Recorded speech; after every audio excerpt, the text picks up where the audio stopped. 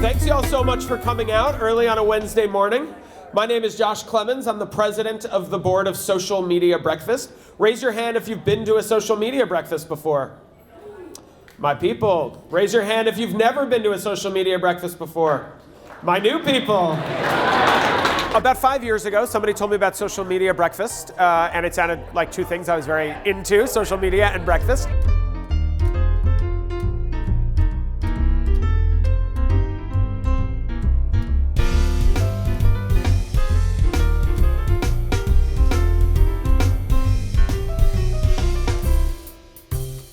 Social Media Breakfast was started, I want to say 2007, 2008 by a guy by the name of Brian Persons, the name of the gentleman who started that. Started it out of state. Very loose relationship, really no rules or fees or dues they're owed. He said, here's the logo, put your city's name on it, and run with it. Social Media Breakfast is a nonprofit that aims to bring together people for education and networking opportunities. Education because we bring in great speakers and great panelists and great events that aim to teach people what's going on. Do some networking and at least say hi and introduce yourself, because that's really what this is about. But of course, you get 200 of your closest friends into a room together, there's going to be some great networking opportunities to let people get to know each other and empower each other together. The group was started by Wendy Susi and Marvick Valencia. We had a lot of conversations about how could we elevate the status of social media in Madison. They had one event, not a lot of people attended. They talked about search and IT kinds of things, but nothing related to social media. In the early beginning of Social Media Breakfast, they met at a restaurant over on the east side of Madison. We were in the basement of Tallulah restaurant. From the early days, I remember Wendy and the folks there, heavily marketing the group internally. We met at restaurants because they were free and didn't usually charge us, and breakfast and coffee was cheaper than drinks and dinner. These co-managers were paying for attendees to, have coffee. November of 2009 was the first event I went to. Tony showed up one day, asked some questions and everything, and then the darn guy showed up again. And the second time, when we were asking for money and donations, he donated some money, and then he kept showing up. Probably after 3 or 4 months of attending and having me nag both Wendy and Marvick, Marvick was kind enough to invite me to help co-manage the group. After that first meeting, I don't know that he missed any. He was always there. We were very democratic at the start. Everybody was a co-manager. Nobody was president or vice president or anything, and we all had different tasks. Lance Rates, who's the owner of Yola's Cafe, he joined us pretty early on. Social media was kind of just kicking off. Facebook was somewhat new. And Lance was one of those coffee shop owners who did not mind me sitting there all day long, and we got friendly, we talked. And she told me about a new thing that had just started up here in Madison that's called the Social Media Breakfast. Initially, he was our speaker appreciation person. I think he would make sure that they had a speaker gift, and he would, if they needed accommodations of any kind, he would make those arrangements. The motto behind has always been connecting, networking, and coming for the bacon and free coffee. They seem to really love serving bacon. Breakfast is implied in the name, so we would always have at least pastries and coffee. Very first event I went to out at Wisconsin Distributing, and they had craft beer for breakfast. Then it continued to grow month after month as it gained traction. And one of the large events that really kind of precipitated and launched it to where it is today was bringing Scott Monty from Ford Motor Company. I think by the time we had Scott Monty come, we probably had more like 6 or 7 people on our team. Scott Monty was the global digital communications director for Ford Motor Company.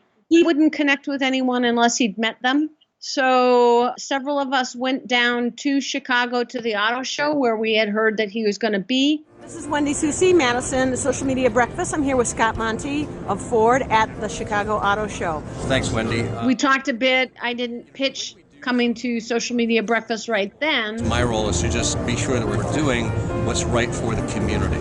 I kept up a regular conversation with Scott and started sharing with him what we were doing. And I said, I'd really like to have you come speak, but quite honestly, we can't afford it. Any chance you do it for free? He says, I'll do you one better. I'll give you $1,500 so you can afford the Monona Terrace and cover some of the food costs.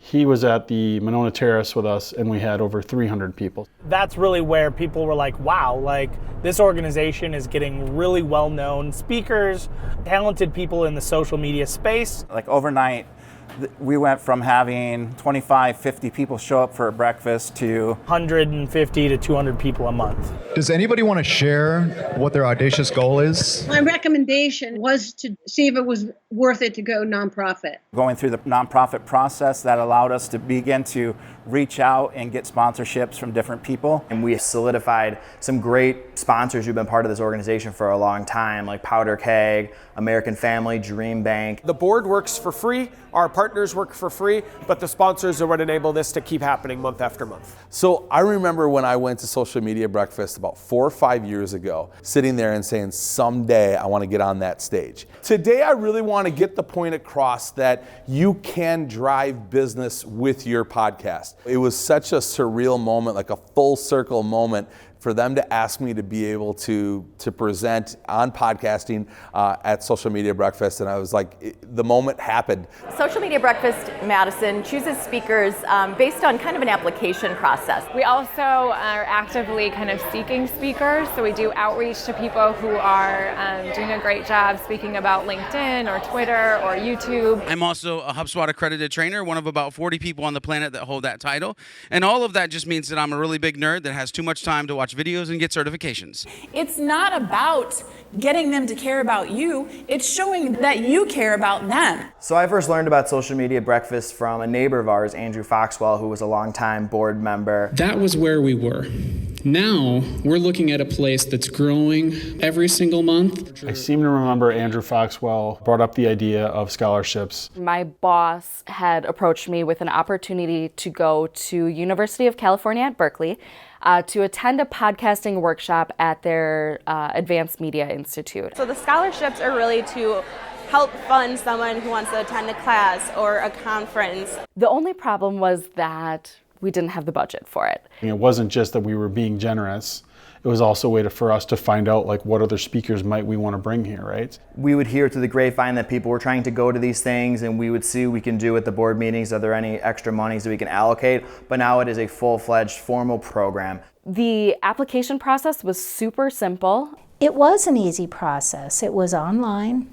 I filled out a form. I applied, I got it. So I was able to go to the conference. The only ask that we have in giving those kinds of funds out is that they somehow contribute what they've learned back to the organization. We were able to do a session in the Facebook community actually kind of talking about what I learned. And turn it into something that didn't just empower her, but empowered the entire community.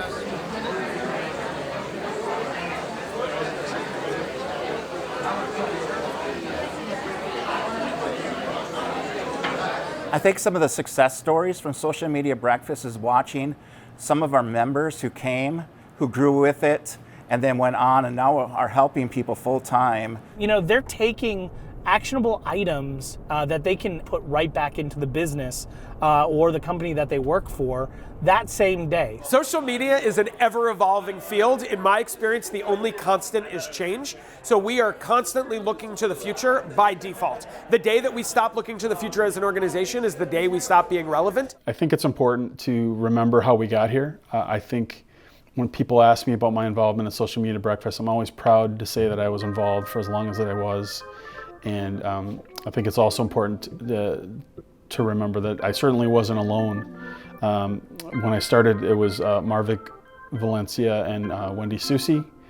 Some other names that pop into my mind. Lance Rates, Paul Stokes, Bob Wydra, Jen Van Wyck, Ellie Shervin, Annie Rubens, Bill Hurley, Renee Ripp, Emily Olson, Mike Walsh, Krista Rumer, Tyler Pausick, Jeff Powers, Andrew Foxwell, Rowan Childs, and of course, very recent past President Shane Cicero, I think, really took the organization to new heights. I think all the names I listed are people that put in like endless hours in our organization. I often would describe this as like having a second full-time job. I mean, it's like planning a wedding every month is what I would say. We'd have to find a caterer and a venue, and we'd have to get our guest list put together, and there was all these details. And somehow magically every month it just all worked out.